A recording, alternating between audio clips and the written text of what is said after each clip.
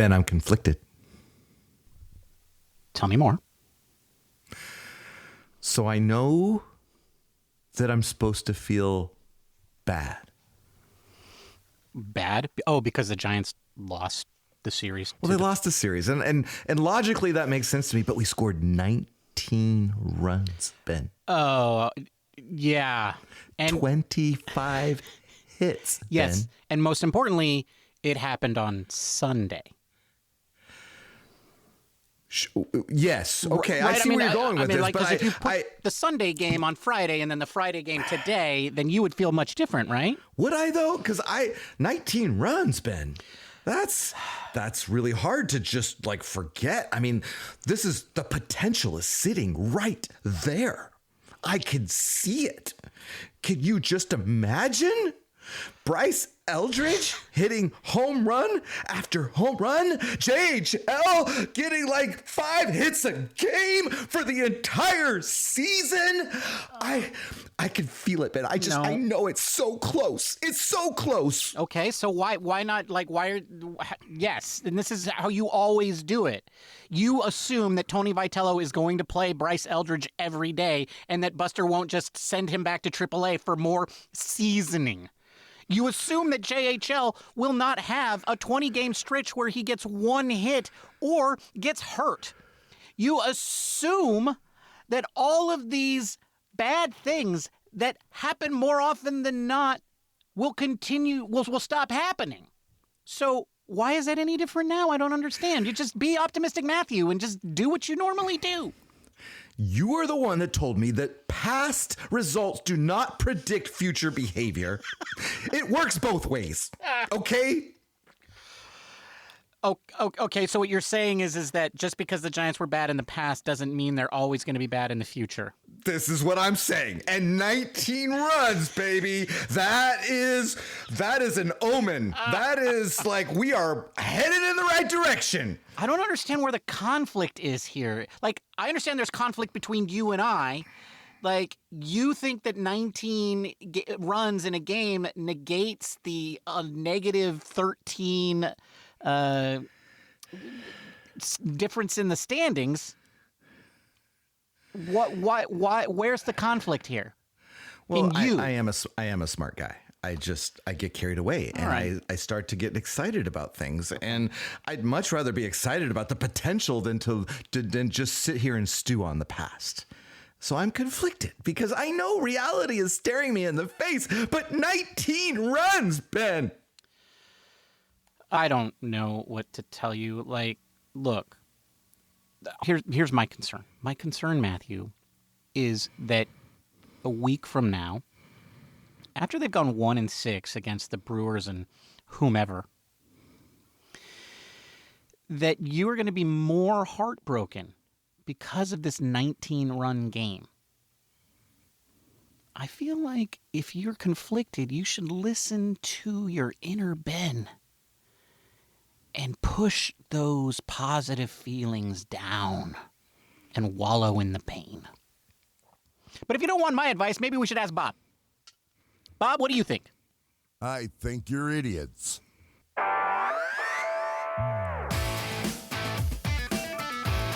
Welcome to Giant Cocktails, where the humor is elite, but the baseball sucks.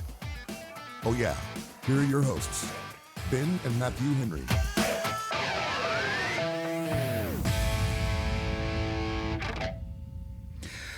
Welcome to episode 371 of Giant Cocktails. Ben, Stan Javier had 371 plate appearances in 1999, which was the last season we played in Candlestick Park, when the Giants went 86-76, which would have been good enough for the third wild card if we'd had a wild card at the time. They finished second in the National League West to the Arizona D-Bags.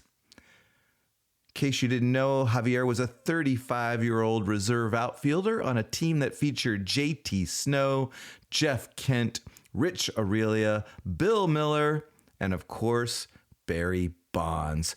Javier did not finish the season with the Giants, as he was traded to the Houston Astros at the end of August that year. Wow, the second trade deadline. That's right. Back in the day, there was that one. There were two trade deadlines. There was the waiver deadline, and then there was the non-waiver deadline. Yeah. Stan Javier, man. I always picture him in an A's uniform, to be honest. But he was a Giant there for a while. Yeah, I've good memories of him. I have good memories. That team was good, obviously. It was good. They got better. And it was coming out of, I think, a little bit of a down period following the Will Clark and era. Yeah. But gosh, yeah, they were always good in the 90s, just not great. And then the 2000s. I'd give my left testicle for. Wow, what? 86 wins at this point, Ben. When was the last time the Giants had 86 wins, not counting 2021? I'm guessing 2016? I think you're right. Wow.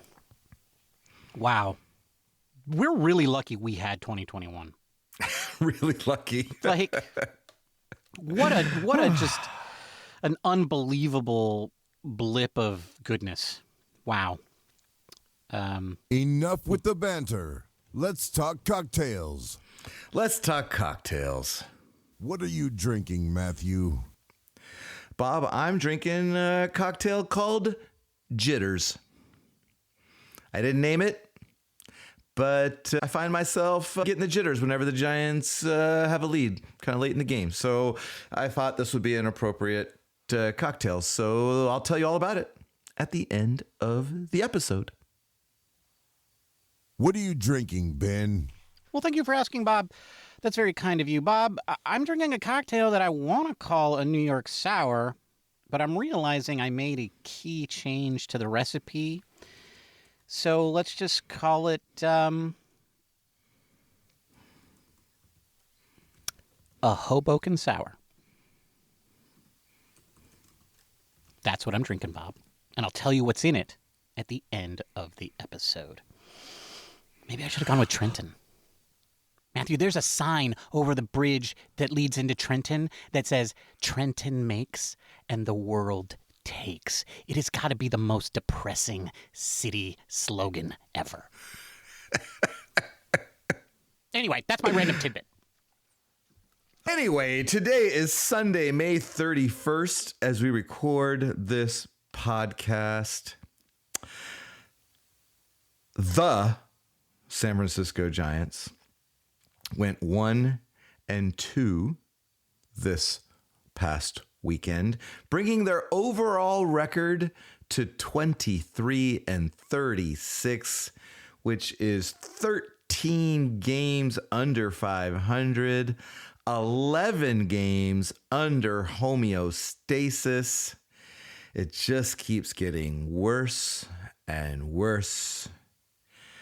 But if you are listening today, God bless you. You're the real thing. I'm not even that religious, but whatever deity you believe in, I hope it reaps rewards upon you for listening, because the Giants are not giving us a whole lot except for 19 runs today and Bryce Eldridge starting to come into his own. So we might just rename this podcast to the Eldridge Night Cocktails. Woo! That's right. And we will worship Eldritch entities as our deities. I don't know what you are talking about, but okay. Even though they're just all they care about is destroying reality. Who knows if they're even aware that reality exists? They don't really care. And when they do, they just want to do evil things to us. I get it. Yeah. You didn't read a lot of H.P. Lovecraft, huh? No, I do not. You're a better person for it. Stay away. Okay. Stay away. I plan to. It's going to warp you. It's going to warp you good. What are we talking about today, Ben? Well, we are going to talk maybe a little bit about the Rockies series. Game ones and game three, I think we're kind of like maybe the epitome of the 2026 season, the lows and the highs. Yes, but I feel like there's been more game ones than there have game threes. Agreed. Ben, do you remember back, I think it was the 2021 season, when the Giants Shirt balls. the bed with their series against Seattle to open up the season, and it was the opening day gut punch, right? I remember it well. Friday felt like that, but like 10 times worse. Yeah, because we were... And not just a gut punch, like we got kicked in the nads. Yeah, well, a few weeks ago, we got diagnosed with cancer. Our chances don't look good. We've gone through surgery. We're getting chemo. And then somebody came along and punched us in the gut. Okay. That's what it felt like. All right, so we'll talk a little bit about that. Then we're going to talk about, like, what do you do now? When you're 13 games under 500, you have the second worst record in the entire National League.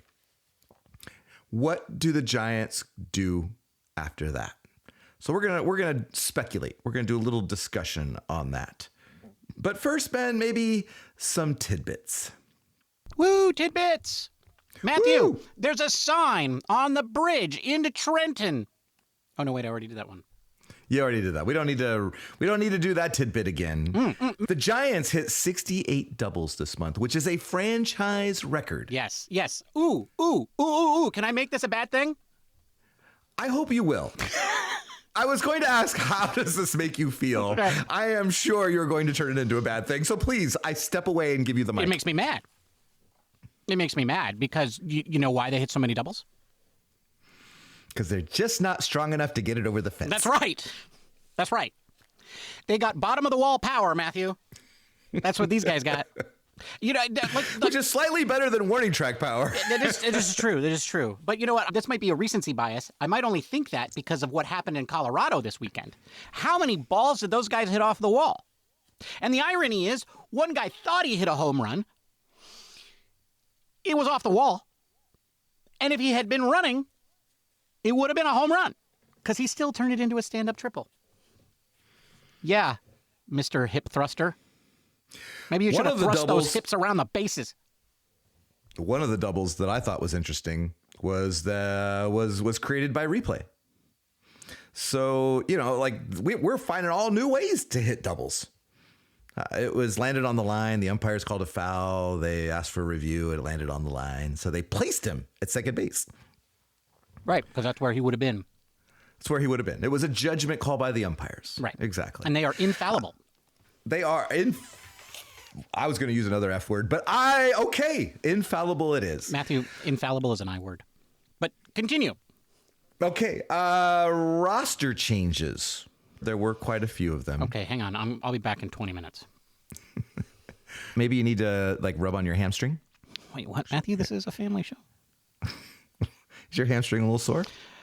It does get sore when the Your hamstring is feeling a little sore, isn't it, Tyler? No, it's fine. Why are you calling me Tyler? My name is Trevor. Anyway, Tyler Malley went on the IL with a quote-unquote hamstring strain. Yeah. I love that Buster's learning the old ways of stashing guys. That was a Farhan move back in the day. And I love how Buster is all ooh, Tyler, I don't think you're feeling very well right now. Well, see, here's what happened. Manazian went down there and said, hey, can we have a conversation? And Tyler just pulled a quick one. He limped into the room. Didn't let Manazian say anything. He's like, hey, I feel like my hand is a little bad. I think I might need to go on the 10-day or the 60-day if you prefer. Yeah. Whatever you feel like is necessary. I feel like at this point he should be hiring Tanya Harding to come out and just put him out of his misery for the rest of the season. Okay, first of all, Tanya had nothing to do with that. It was all her boyfriend Tony. Okay. All I remember is the last name Galooly. I don't know who was attached to that. Yeah. The person you're referring to is Nancy Kerrigan. Can you just get this right? Well, Nancy's the one that got batted on her knee. Yeah. But it was Tanya Harding's guy that did it. I see. So you're saying that Malley should have Galulied himself? He should have been like, should have been like, hey, somebody just hit me in the knee here. Yeah. I just need to. Yeah, well... Okay, that bit lasted way too long. Let's move on. Logan Webb, Jung-Hoo Lee, both activated before Friday's game. Did they like just stand in the hallway and do Wonder Twins activate? Oh, I hope they did. That would be Wonder really Twin cool. powers activate? Is that what it was? Yeah, in the form of an icicle. In the form of a hit machine. One had to be a mammal, one had to be made of water. That was the gig. Oh, all right. A water-based hit machine. There you go. Will Brennan got dizzy this weekend. He was up, he was down, he was up, he was down. Yo-yoed in more ways than one. But, you know, he got an extra day of Major League Service, so I don't know. Maybe it was great for him. I don't know. Tristan Beck was recalled this weekend after, Ben, they DFA'd unlucky Bo Rucky. Well, see, what happened, Matthew, is that the lefties just started teeing off on him. Not that they weren't already. When you're a one-trick pony and that trick no longer works, Yeah. it's time to go. Yeah. This is a man who was fourth on the team in innings pitched and fourth on the team in appearances. And honestly, I thought it was higher than that for both. But he pitched in a lot of games, and he pitched a lot of innings for a guy whose stats were really not good. I think this was his longest tenure with any team ever by a long shot in major leagues, and the only reason that happened is because Buster screwed up the offseason.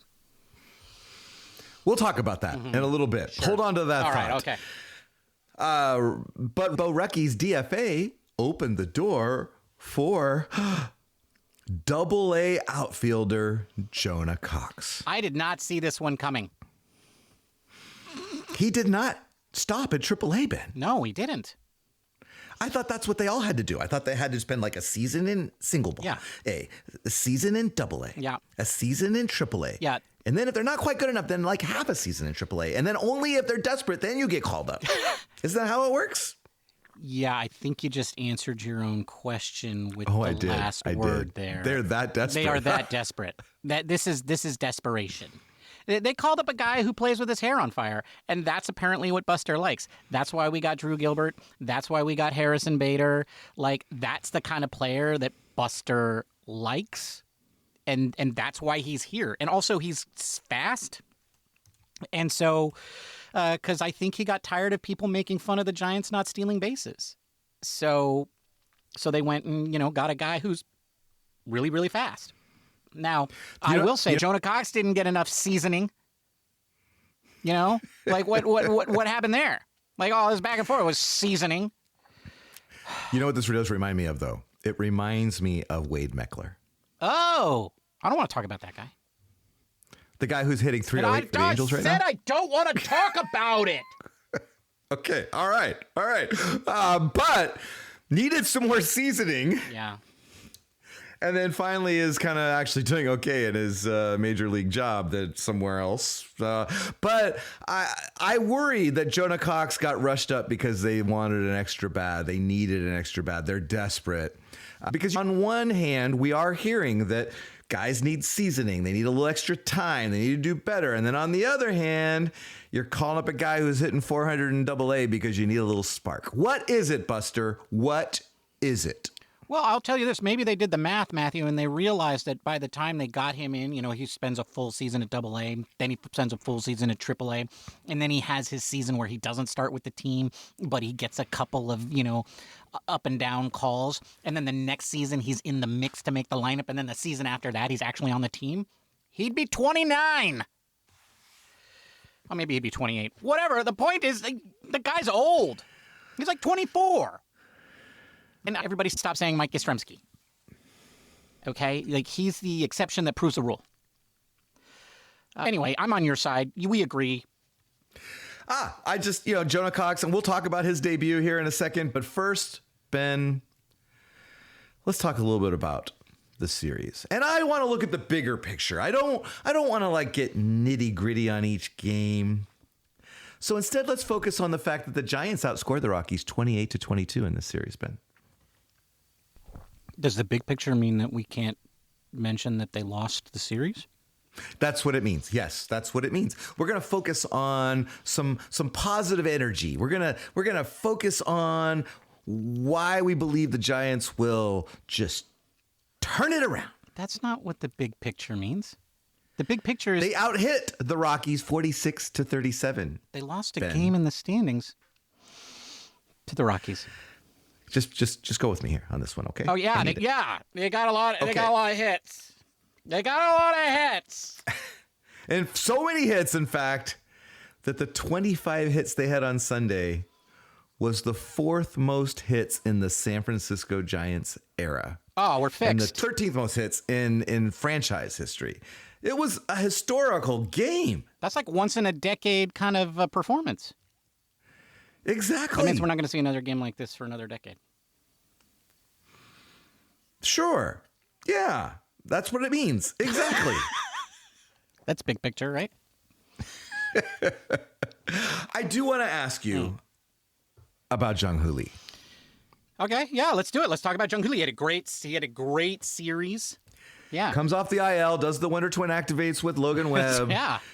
And then just proceeds to just hit after hit. He went 11 for 15 in the series, Ben. Yeah, it didn't have any rehab games, just didn't do any of that, just came straight back into the lineup and tore it up. He looked like he might deserve that money that we're giving to him if it weren't just 3 games. Well, you and I wanted to say we had a wager. Was it a wager? Was it a argument? Yes, there was a wager. I don't. Okay. What do I win if you lose? Oh, you don't win anything, but Jung-Hoo Lee wins something.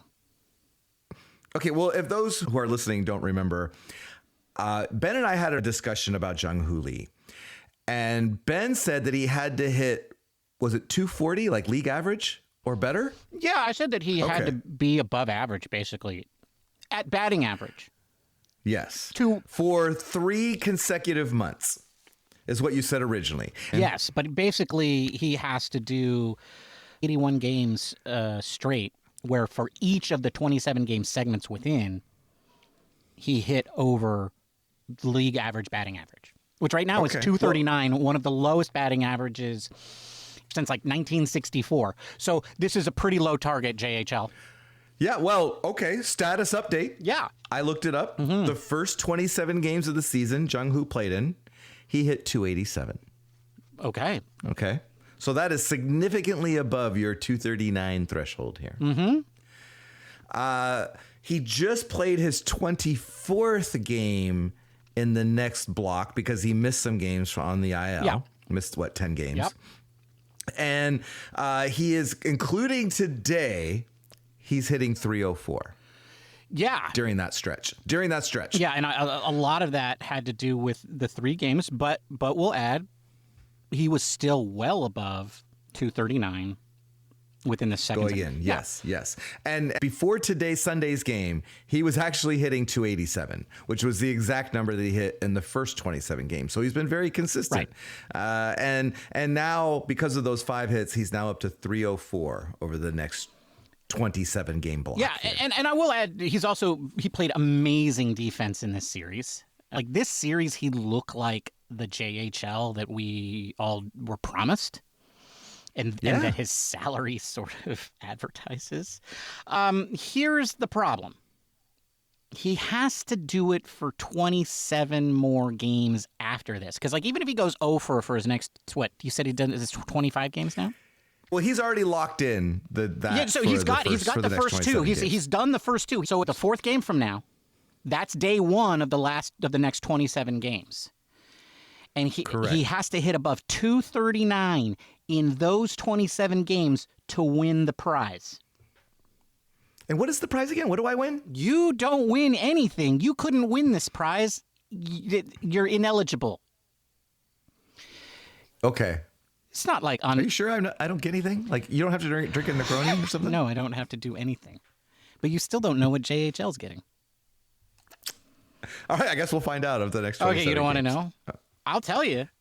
Oh, okay, tell me. I thought you were being cryptic. No, I'm not being cryptic. JHL gets my respect.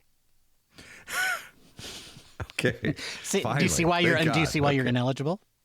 Yeah, I do. I do see why. Yeah. Impossible. Impossible. All right. So those are some things that happened during the series, but we do game one. Yeah, I mean, it was going so well, Ben. Yeah, it was going so well until we were a cancer patient who got punched in the gut. Yeah. We're up 4-1 in the eighth. Keaton Wynn doesn't have the best eighth inning. Keaton Wynn was a problem in that eighth inning, and he gives up a 2-run home run to make it a closer game. Killian comes in with a 6-3 lead, Ben. Yes, the man that I said was the closer. I ranted and I raged about how he wasn't the closer. Granted, remember at the time they were using Walker. But or they didn't know. They didn't have anybody. But nonetheless, this is the man that I anointed the closer. I agree. And I've been Team Killian from the very beginning. Oh, yeah. And I thought, okay, this is the guy. He's going to do it. And he screwed the pooch. Boy, howdy, twice. Twice. He enjoyed it so much the first time, he did it again. But let's also recall how the inning started. Oh, with that little dribbler off the first base back. Yeah. Yes. Okay. So a little bit of that game wasn't all Caleb Killian's fault. Okay. No, it was the baseball gods just giving us a big middle finger. Yeah. Yes. Like this is how slightly, significantly below average teams become awful teams. Right? Like, yes, you can't overcome the little things when you're not great. And yeah, because great teams that whatever, that happens to Rob Nen. Rob Nen just snaps off 3 nasty sliders to the next guy, and it's like whatever. He throws 9 straight sliders, and the game's over. Doesn't matter, right? Yes. Brian Wilson walks 2 more guys, and then strikes out the next 3. That's right. Camilo Doval blows the save, and the Giants win it in the 10th, right? But the 2026 Giants, no, they just lose. They just lose. Because they're not good. But also because we're just getting that kind of beatdown, right? I mean, who punches a cancer patient in the stomach? Well, like when they do those computer simulations at the beginning of the game or at the beginning of the season, rather, to determine, like, they project what a team's record is going to be, and they do like 1,000 simulations, and then like the median one is the one they settle on, right? Yeah. And that means on that median record, there are like 500 outcomes that are like worse, including some really god-awful ones. That's right. And I feel like we're living in that part of the universe right now, that we are on that simulation that's just everything goes wrong. That's right. And there's no explanation. There's no rhyme or reason. It's just, if you played this season again, if we just started over, we'd probably be 500 right now. Yes, we would, Ben. We'd be 500. At the very least, homeostasis. I feel like we're we're trying to cling to homeostasis. I think we're like 5 or 6 games better. I mean, look at this bullpen, dude. Ben, on 1,000 simulations, there's a point where there's one where they win like 96 games, right? Matthew, in your simulations, do you think, how many times in your head simulations did Ryan Walker blow up? In mine, it's 100%. Okay, so like, and how many of your simulations did mine? He was like a below average closer, not like the worst closer in history. No, so okay. Come on. Okay, in my head, somebody important got hurt. Like, because that always happens. That happens to every team. So I just and then you have to look at the rest of the roster and you have to squint at it and be like, okay, is this still a good team? And I don't think that the answer to that was yes. It's certainly not on the pitching side. And none. Look, here's where my takeaway off of what happened to Killian. Number one, it is like that's just where 2026 is going, right? Like there was a lot of unlucky there. But also, like, Killian I still believe the Giants. I mean, Matt Gage has an argument. Keaton Wynn has an argument as being the Giants' best reliever right now. right? Those two guys have had very good seasons. Not a high bar, Ben. No, not a high bar, but also we would agree that Gage has had a really good season, right? Absolutely. But look what Yes. happened to him in Arizona. Right? Yes, things happen. On a pitch that was like not a bad pitch. Like, you know, so that's 2026. So that's my first point. But my second point is that, like, we predicted at the beginning of the season, or at least I did, that this bullpen was going to be a dumpster fire.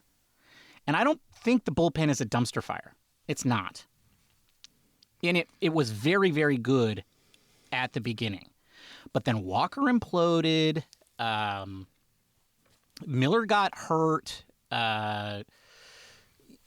You know, I'm blanking on his name, but he had the blood clot. You know, things started to crack, and Buteau had the blood clot, and things started to crack, and you're like, wow, I really wish we had replaced Doval and Rogers, because that's what Buster did not do. He never replaced those guys.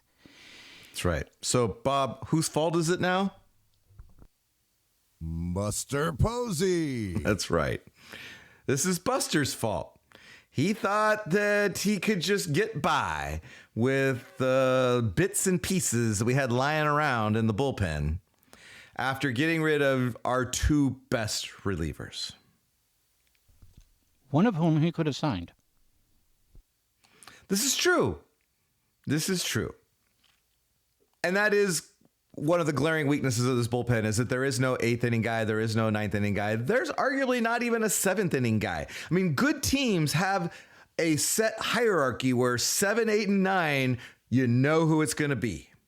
And you know what their role is. And they know what their role is. And right now, we're still trying to figure that out. And every time we get close to thinking we do, either someone gets hurt or someone gives up a grand slam. Okay, a 2-run home run. But it's sickening. And to think that we got into this season when we could have done better. And it's not like we're the Pittsburgh Pirates or, some team that doesn't have resources. We have resources to go out and get relievers, Ben. The Pittsburgh relievers. Yes, I agree. Also, the Pittsburgh Pirates do have resources. They just don't choose to use them. Okay, fair enough. And neither do the Giants. True. But sometimes I wonder. About all that money everybody says the Giants have. Sometimes I wonder. Ben, let's focus on Game 3 before we get out of here real quick. So before we get to the next topic. But I just want to mention that this was the most runs scored since May 20th, 2021 versus the Cincinnati Reds. I looked at the box score that day. There were some interesting things that came up. One is that Brandon Crawford went 3 for 6 with a home run and 6 RBI in that game. Darren Ruff went 4 for 5 with a home run. Cueto went 5 innings, allowing only 1 run. The other pitchers that pitched in that game were Sam Selman, Camilo Doval, Jose Alvarez, and Matt Wisler. There's some names, huh? Yeah, Matt Wisler. Yeah. Did you make that one up? I did not. The most interesting thing, though, Ben, was that the losing pitcher that day,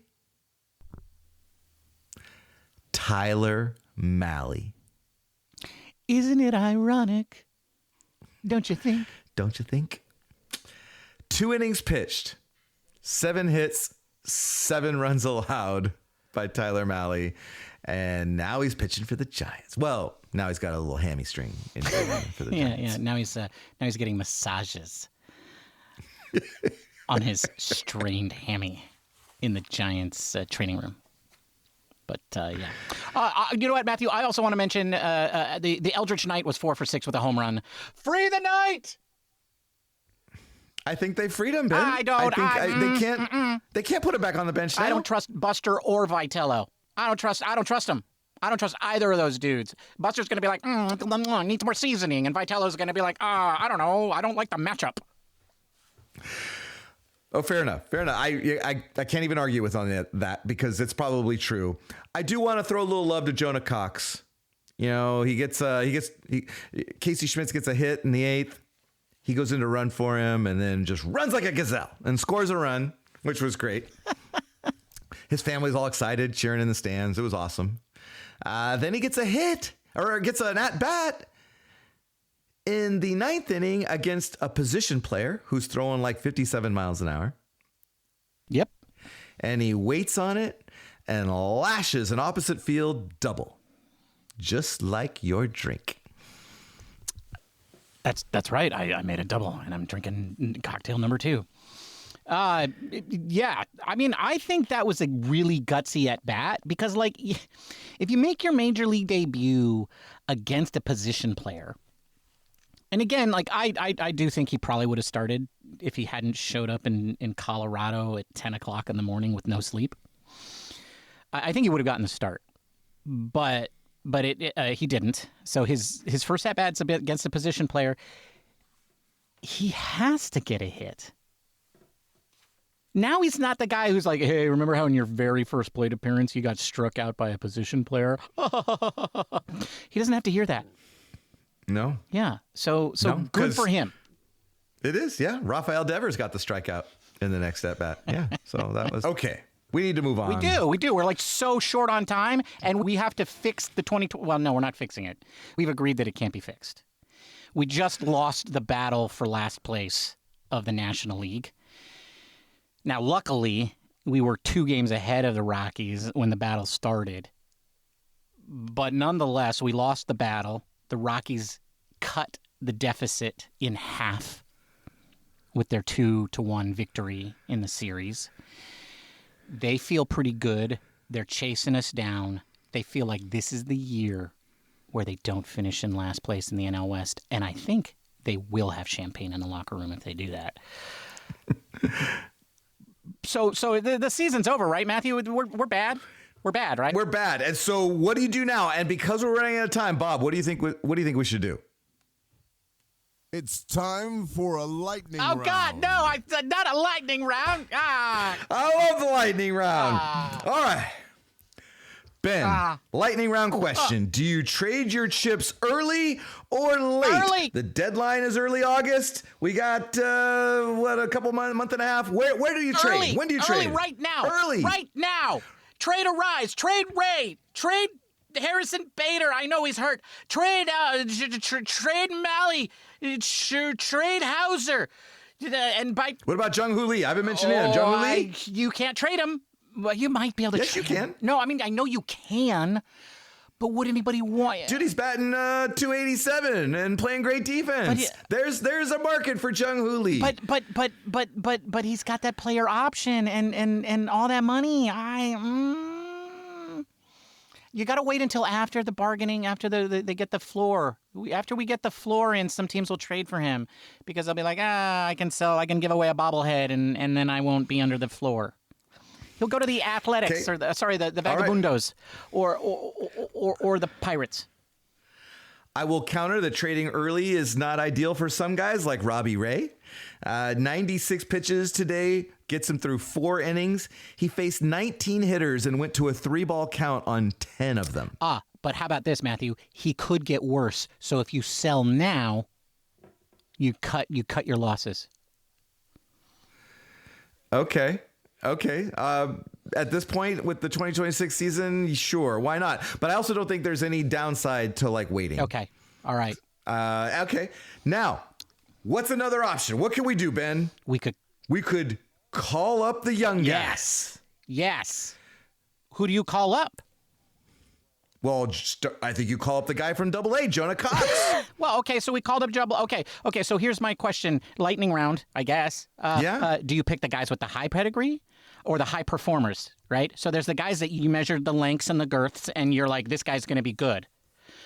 But then there's the guys that just like, wow, that was surprisingly pleasant. They're doing really good. They're doing a really good job, even though they didn't have the pedigree. And then there's the guys that run around with their hair on fire, like Jonah Cox. So the vibes guy. A vibes guy. Yeah. Okay, between those 3, I'd have no idea. The problem is you gotta create room on the 40 man to get any of these high pedigree, high performers, guys with vibes, guys on the roster. And then you start their clock. So you don't want to go the pedigree guys because then in 4 years, they're going to be gone to you. And maybe they're not ready by then. Like, I don't. In 4 years, they're going to be 30, dude. Okay? Well, high pedigree guys are all like 19, 20 years old. Okay. Well, no, we're not. One of them's 17. We're not calling up those guys. Listen, Matthew, if they're in single A or rookie league, we're not calling them up. Okay, so those guys are. Bring them those up. guys are all off. Bring them up. Okay, so you're just saying. Okay, so you are saying pedigree. I am saying pedigree. I'd buy a ticket to see Johnny Level, even if he spells his name wrong, batting 7th for the Giants tomorrow. Wow. Okay, I say bring up all the high performers who are 24 or 25 or older. We don't got none of those guys. What? You're telling me we don't have anybody who's 24 or 25 who's having a good season in Richmond or Sacramento? Nope. Nobody. They're all young, man. They're all like 20 years old and younger. No young guy, no old guy is doing good? There probably is. Okay, those are the ones I'm saying you call up. You call because, like, look, they're not high pedigree.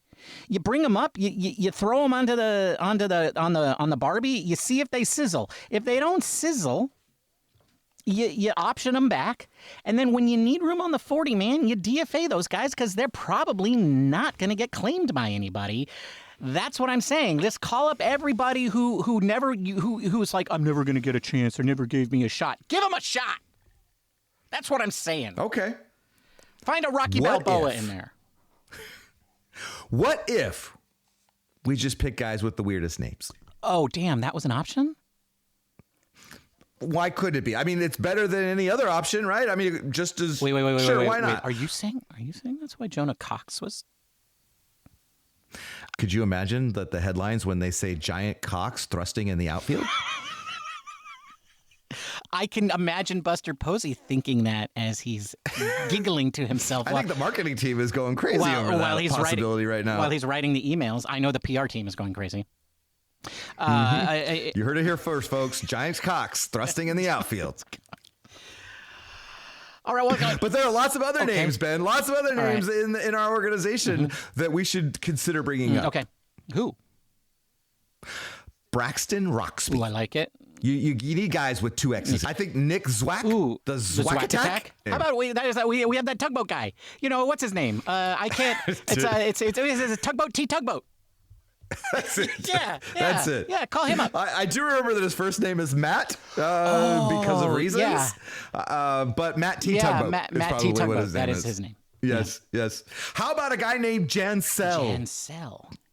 Somewhere in our organization, there's a guy named Jansel Villarroel. Are you sure it's not Jansel? It probably is. Hansel? Hansel. Ooh, could be. Okay, old favorite, Nasty Sugasti. And I know it's Sugasti, but whatever. I call it Sugasti. So, because that's why it rhymes with nasty. And that's right. You can never. What we've learned this year, Matthew, is you can never have too many catchers on the roster. Never. We could go 4 catchers. Yeah. Why not? We had 2 X's. Why not 2 Z's? Zane Zielinski. Ooh, yes, I'm down for the double Z. Then there's the one that nobody like. We got rid of Mike Yastrzemski. How about a Charlie Zakowny? YSTRZEMSKI. That's right. SZYKOWNY. Zakowny. Sakowny. All right. Okay. And then you mentioned Johnny Level, who with the H in the wrong place. That's right. I have a Jonathan in my family. It's not spelled that way. What about Yo Sneaker? Yo Sneaker Riva. Yo who? Yo Sniker. Yo Sniker? Yo Sniker? Yo Sniker. Yo Sniker Rivas. Why did you say Rivas like that? I don't know. I was so caught up in the Yosnaika that it just carried over. So we could have, and then there's Yo Hendry. Yo Hendry, which is so close to our last name. I think we should just go with that. Yo Hendry Sanchez. 1, 2, 3, 4, 5, 6, 7, 8, 9, 10, 11. We only need a DFA 11, guys. Let's do it. Do it tomorrow. Buster. Okay, one other option. Okay. Going on from here on out, and we've kind of been a little silly. But is there any other outcome other than play your young guys at this point? Like, you got to play the guys that you've brought up prematurely in some cases, as you've told us. You don't just let them sit on the bench, right? Okay, first of all, I don't know who you're talking about, but if you're talking about the Eldritch Knight, it wasn't premature. It was a year too late. Okay? Okay, but they were all like, he needs a year in seasoning. He needs to learn to play first base. Yeah. And then as soon as they start struggling, then they're like, if there's one thing that I would like Buster Posey to take away from this season is that he's wrong about a lot of stuff. A little humility might go a long way. Is that what you're saying? So, like, okay. Like Agreed. Every player is a snowflake, okay? Or a fingerprint, or things that are different, okay? If you don't like the term. Everyone's different. You're right. Now, play your young guys, man. So that means Casey Schmidt, who's obviously they're finding ways to get him into the lineup nowadays. The Eldridge Knight. Yep. Daniel Suzak needs to be your everyday catcher, which so far he's starting to do that. Jonah Cox, you bring him up. You're not just sitting him on the bench, right? I mean, Will Brennan, who was the guy that we never saw? Christian Koss. We've seen guys just rot away on the bench. You can't rot Jonah Cox on the bench. Drew Gilbert even, is starting to come right. He had a good game today, a couple good games. So you need to play those guys. But what about Ramos and JHL? I know Ramos is out for a while, but let's imagine that he was playing.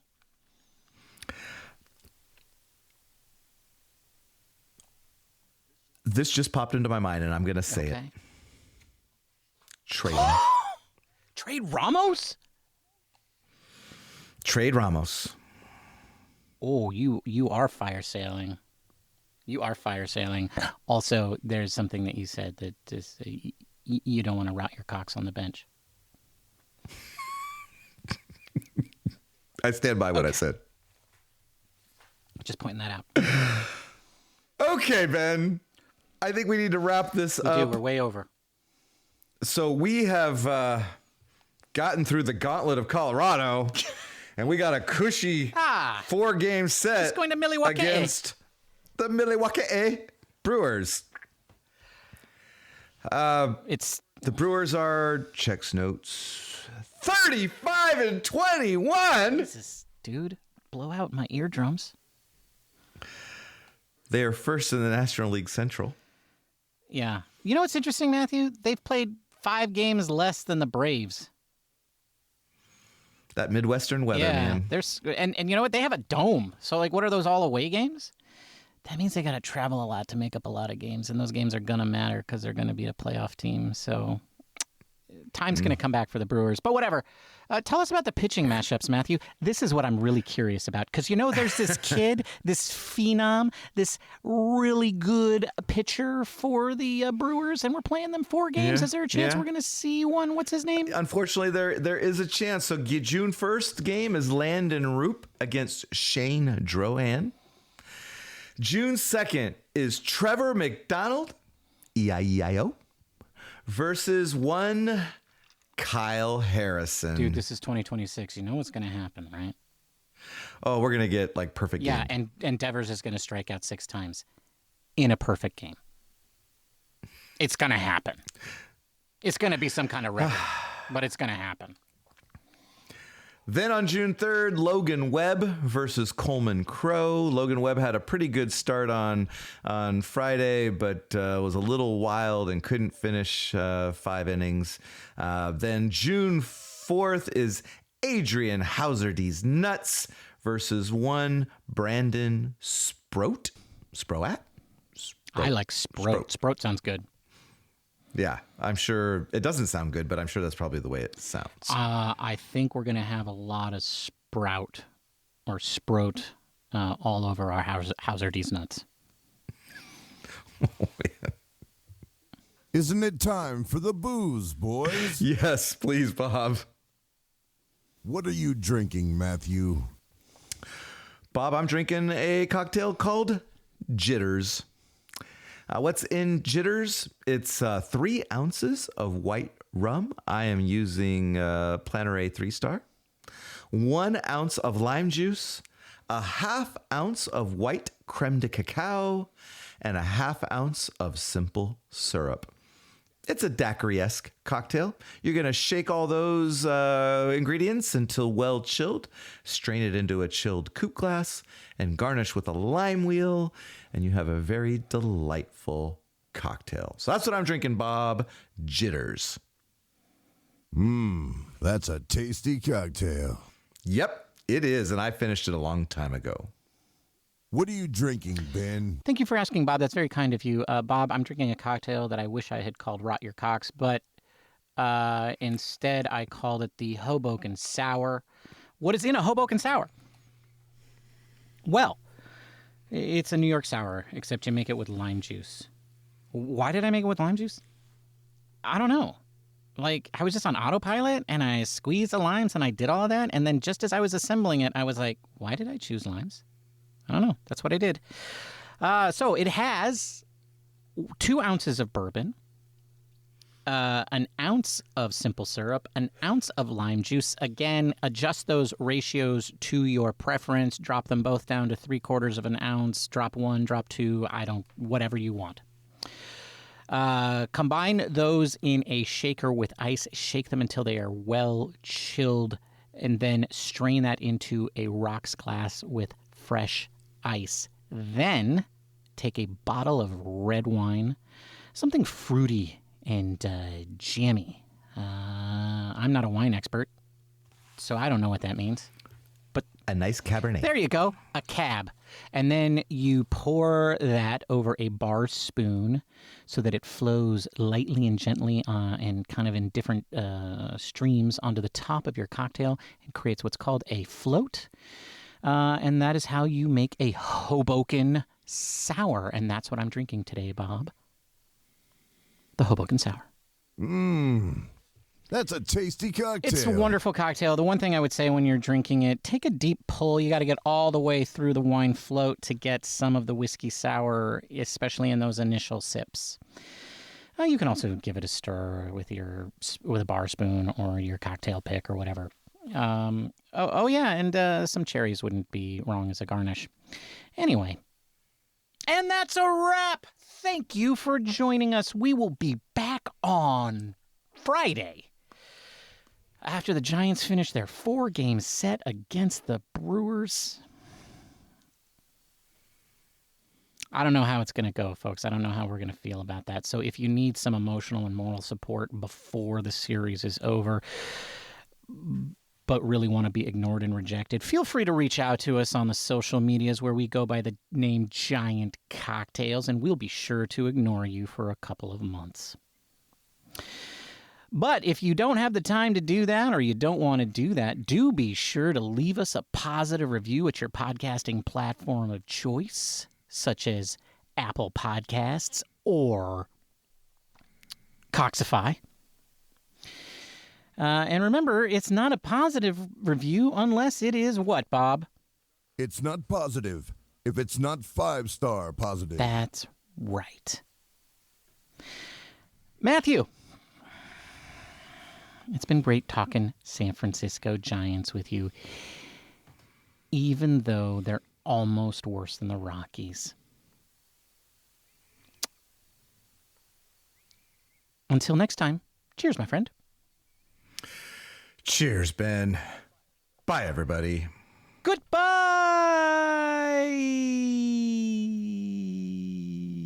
Kyle Harrison sucks. Thank you for listening to the Giant Cocktails Podcast. Until next time, bottoms up. See, that way it'll be my fault when he gets the perfect game. I just took one for the team. All right. Thanks. Yeah. We're going to read so many articles about Kyle Harrison. I'm not going to read any of them. I don't. You don't have to read them, Matthew. Did you know that? Did you know you don't have to read every Giants article? Ben, I am a podcaster about the San Francisco Giants. I have to read every article. I mean, hello. Wait, you don't read every article? Not a one. That's not true. Sometimes I'll read Baggerly or something like 3 weeks after it came out. I don't need some other dude to tell me what I already know. Matthew, we make a podcast every week that is exactly the same topics as Alex Pavlovich and Little Kuiper. Okay? Like, that's the flagship podcast of the San Francisco Giants, and we talk about the same things. This is not rocket science. 2 drunk old men in their closet can crack the code. I don't need anybody's help. I still feel like I should be informed when I go on air to talk about something. That's all. That's all. Listen, all you need to do is watch a game, and by a game, I mean a couple of innings here and there, and you're good. Well, I got that down. With this team, Matthew, you don't really need to watch a lot of their baseball to know how they're doing. Nor do you want exactly. to watch Yeah, and you don't want to watch more than that. Subscribe now while you're still drunk